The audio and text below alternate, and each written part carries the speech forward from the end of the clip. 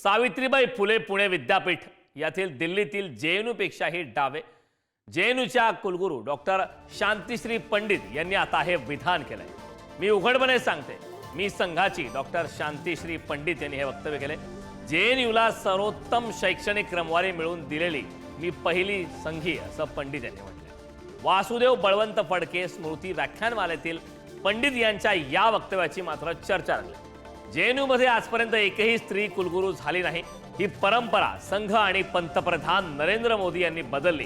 त्यांनी नारी शक्तीबाबत जे बोलले ते करून दाखवले।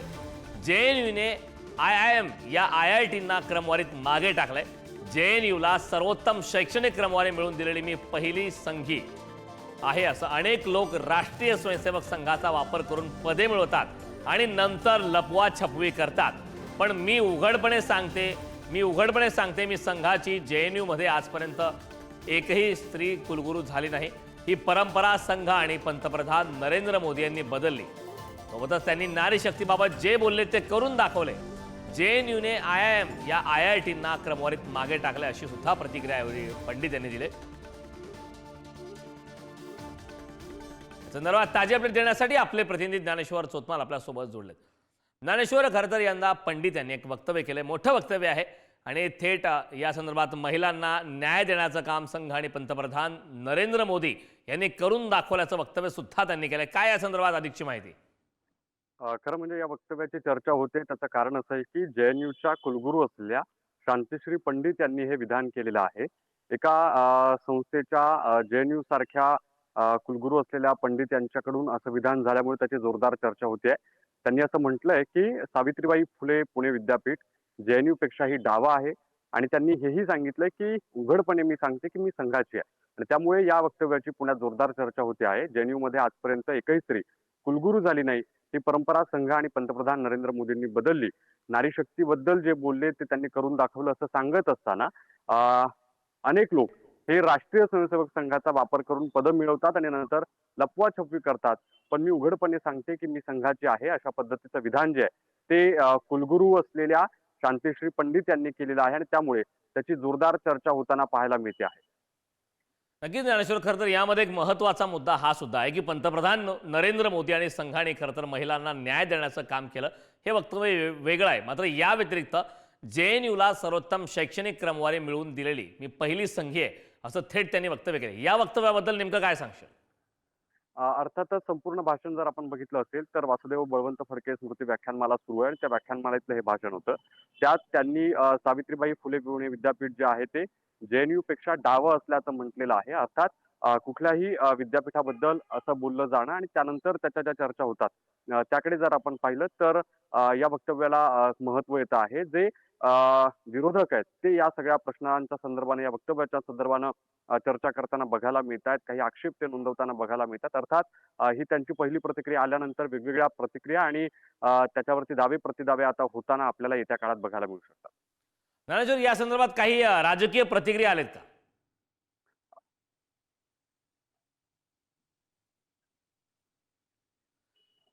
ज्ञानेश्वर, खरं तर इतका महत्त्वाचा मुद्दा आता त्यांनी उपस्थित केलेला आहे। एकतर महिलांचा मुद्दा आहे, त्यासोबतच शैक्षणिक क्रमवारीचा सुद्धा मुद्दा उपस्थित करण्यात आला। विशेष म्हणजे या त्यांच्या वक्तव्याच्या दरम्यान संघाचा उल्लेख वारंवार करण्यात आलाय। या संदर्भात काही राजकीय प्रतिक्रिया आलेत का? अर्थातच राजकीय प्रतिक्रिया याच्या उमटायला सुरुवात झालेली आहे। कुठल्याही कुलगुरूनं अशा पद्धतीनं विशिष्ट एका विचारसरणीबद्दल किंवा विशिष्ट एखाद्या संस्थेबद्दल बोलू नये अशा पद्धतीचा नियम असताना अशा वेळी अशा पद्धतीचं वक्तव्य जेव्हा येतं तेव्हा त्याला विरोध होताना पाहायला मिळतो। अर्थात पुण्यात अशा पद्धतीनं जेव्हा त्या वक्तव्य करतात, अर्थात कुलगुरू पद जेव्हा त्यांच्याकडे आहे अशा वेळी तेव्हा त्याचा उल्लेख करतात तेव्हा मात्र त्याच्यावरती दावे प्रतिदावे होणं स्वाभाविक आहे। खरं तर या कार्यक्रमात वासुदेव बळवंत फडके यांच्या या महत्त्वाच्या अशा या कार्यक्रमाच्या दरम्यान नेमके अन्य कुठले कुठले मान्यवर त्या ठिकाणी उपस्थित होते ज्यावेळी त्यांनी हे विधान केलंय? अर्थातच आपण पाहतोय ही अनेक दिवसांपासून सुरू असलेली परंपरा आहे। वेगवेगळे मान्यवर जे त्या कार्यक्रमाच्या निमित्तानं या स्टेजवरती होते, समोरही बसलेले होते। पुण्यात काल संध्याकाळी हा वासुदेव बळवंत फडके स्मृती व्याख्यानमालेचा जेव्हा कार्यक्रम पार पडत होता तेव्हा मुख्य वक्त्या म्हणून शांतिश्री पंडित यांना बोलावलेलं होतं आणि त्यांचं जेव्हा भाषण झालं तेव्हा भाषणात त्यांनी जी विधानं केली त्याची कालपासून पुण्यात चर्चा होते। ज्ञानेश्वर, यामध्ये आणखीन एक महत्त्वाचं वक्तव्य आहे पंडित यांनी केलं की सावित्रीबाई फुले पुणे विद्यापीठ हे दिल्लीतील JNU पेक्षाही डावे असं सुद्धा त्यांनी म्हटलंय. अर्थातच याच वक्तव्यामुळे त्यांच्या या सगळ्या भाषणाकडे सगळ्यांचं लक्ष वेधलं गेलेलं आहे आणि हं. जी तुलना करण्यात आलेली आहे, अर्थात सावित्रीबाई फुले पुणे विद्यापीठ असेल किंवा JNU असेल, या दोन विद्यापीठांमध्ये डावे उजवे अशा पद्धतीची जी काही एक भूमिका असते, त्याबद्दल जी काही चर्चा असते, त्याबद्दलची जी तुलना आहे ती थेट शांतश्री पंडित ज्या JNUच्या कुलगुरू आहेत त्यांच्याकडून ज्ञानेश्वर, मी केली तुला गेली काही आणि क्षणासाठी म्हणून थांबवतोय. आपल्यासोबत सामाजिक कार्यकर्ते विश्वंभर चौधरी जोडलेत. विश्वंभर जी, पुढारी न्यूजमध्ये आपलं स्वागत आहे. एक महत्त्वाचं आणि मोठं वक्तव्य आता पंडित यांनी केलेलं आहे की पुण्यातील जे विद्यापीठ आहे ते दिल्लीतील JNU पेक्षाही डावे आहे असं त्यांचं वक्तव्य आहे. JNUच्या कुलगुरू डॉक्टर शांतिश्री पंडित यांनी विधान केलं आणि या दरम्यान एक महत्त्वाचं वक्तव्य म्हणजे महिला संदर्भात त्यांनी वक्तव्य केलं आहे. महिलांना पंतप्रधान नरेंद्र मोदी आणि संघाने योग्य सन्मान दिलेला आहे असं त्यांचं मत आहे. यावरती नेमकी आपली काय पहिली प्रतिक्रिया? नाही, असं आहे की शांतिश्री पंडित यांना सावित्रीबाई फुले वगैरे काही माहिती नसणार, कारण त्याचं खरं म्हणजे त्यांच्या दुसऱ्या विधानात त्याचं उत्तर आहे. त्या जर म्हणतात ना मी संघाचे आहे, तर संघाच्या लोकांना हे सावित्रीबाई फुले वगैरे पुरोगामी वगैरे काय प्रकरण आहे हे त्यांना माहिती नसतं. मग त्याच्यात आश्चर्य करण्यासारखं काही नाही. त्या संघाच्या होत्या म्हणूनच तर त्यांची अपॉइंटमेंट झाली. आज भारतभरातले सगळे कुलगुरू जिथे जिथे यांचं राज्य आहे भारतीय जनता पक्षाचं, तिथे सगळे संघाचेच कुलगुरू आहेत. त्याच्यात कोणी सांगतो मी संघाचा आहे, कोणी नाही सांगत. न्यायाधीश सुद्धा संघात आहेत आणि ते कोणी सांगतात आम्ही संघात आहेत, कोणी सांगत नाही. एवढंच फरक आहे फक्त. ज्या प्रकारे महाराष्ट्राची सुनावणी सुद्धा लांबवली त्यावरून तर धनंजय चंद्रचूड सुद्धा संघात आहेत की काय अशी शंका घ्यायला जागा आहे आपल्याला. तर त्या हे जे असे विद्वान तिकडून बोलवले जातात आणि ह्या JNUच्या खरं म्हणजे दुर्दैव आहे JNUचं की एवढी मोठी परंपरा असलेली ते विद्यापीठ तिथं अशा प्रकारची बाई कुलगुरू असावी हे JNUचं दुर्दैव आहे. आणि त्या बाईला सावित्रीबाई फुले पुणे विद्यापीठात व्याख्यानाला बोलव हे पुण्याचं पण दुर्दैव आहे. पुण्यामध्ये सावित्रीबाई आणि ज्योतिबांनी पहिली महिलांची शाळा सुरू केली वगैरे हे त्यांना माहिती नाही.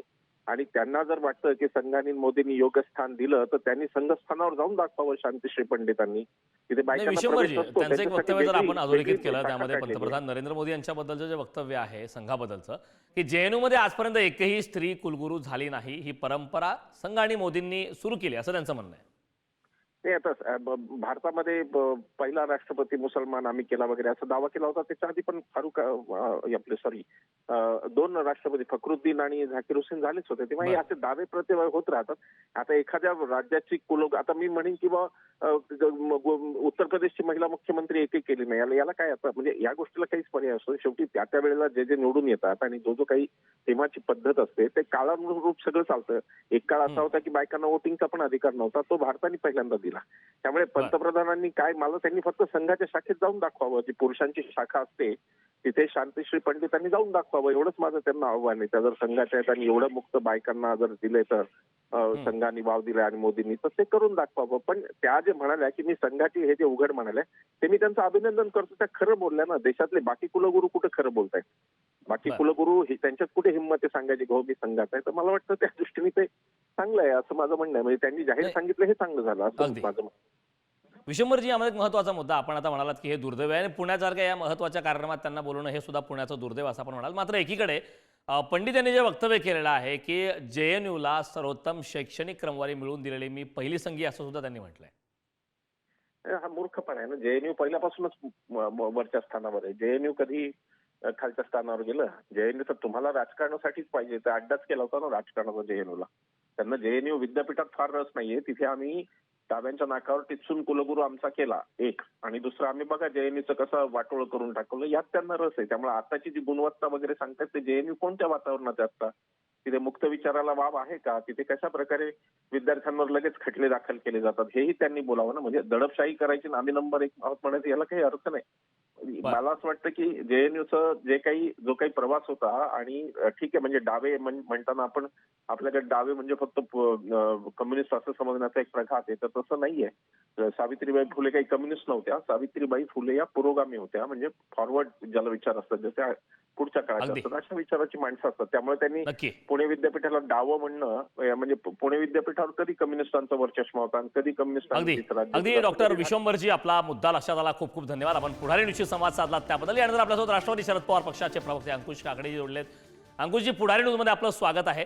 सावित्रीबाई फुले पुणे विद्यापीठ हे दिल्लीतील जेएनयू पेक्षाही डावे असं वक्तव्य पंडित यांनी केलंय. काय यावरती आपली नेमकी पहिली प्रतिक्रिया? यामागे काही राजकारण दडलंय का? नाही, नेमकं कोणत्या कारणासाठी त्यांनी सावित्रीबाई फुले पुणे विद्यापीठ डावं असं म्हणलं ते डावं विचारायचं आहे की जेएनयू विद्यापीठापेक्षा कमी प्रतीचं आहे हे समजण्याचं काही कारण नाही.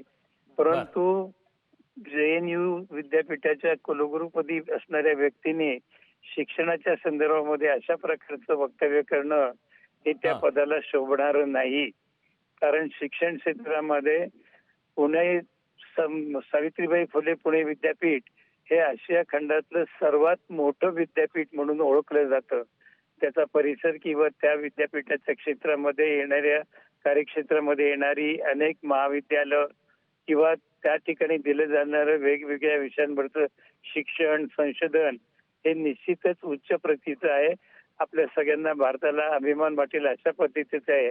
तेव्हा अशा पद्धतीच्या या विद्यापीठाच्या बाबतीत जेव्हा जवाहरलाल नेहरू विद्यापीठाने त्या कुलगुरूंनी अशा पद्धतीचं वक्तव्य करणं हे अतिशय अशोभनीय आहे. शिक्षण क्षेत्रामध्ये काम करणाऱ्या व्यक्तींकडनं अशा प्रकारच्या विधानाची अपेक्षा नाही.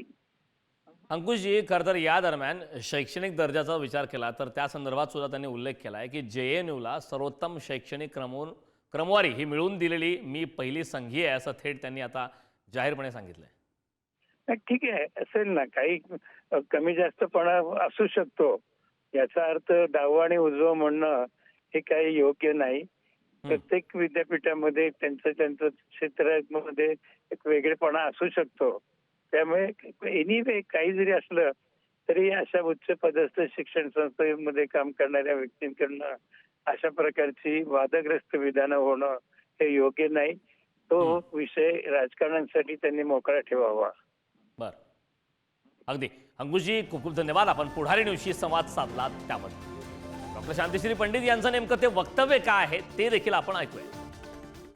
JNU has beaten IIM Ahmedabad and IITs to the 20th rank, giving India the highest rank. So मी एवढं proudly पण सांगितलं, the first Sanghi VC has given JNU its best academic ranking. तो मला त्याची वामपंथी लोक, अर्बन नॅक्सल लोक एवढा proudly सांगतात आम्ही हा आहे ते. मग मी आय एम अ नॅशनलिस्ट, मी कशाला घाबरायला पाहिजे? मी बाळासाहेब ठाकरे सारखं बोलते, हा मी सांगी आहे, पुढे बोला. सावित्रीबाई फुले पुणे विद्यापीठ दिल्लीतील जेएनयू पेक्षाही डावे जेएनयूच्या कुलगुरू डॉक्टर शांतिश्री पंडित यांनी हे विधान केलंय. मी उघडपणे सांगते मी संघाची असं थेट डॉक्टर शांतिश्री पंडित यांनी या व्याख्यानमालेतील कार्यक्रमात वक्तव्य केलंय. जेएनयूला सर्वोत्तम शैक्षणिक क्रमवारी मिळवून दिलेली मी पहिली संघीय आहे असं सुद्धा त्यांनी वक्तव्य केलं.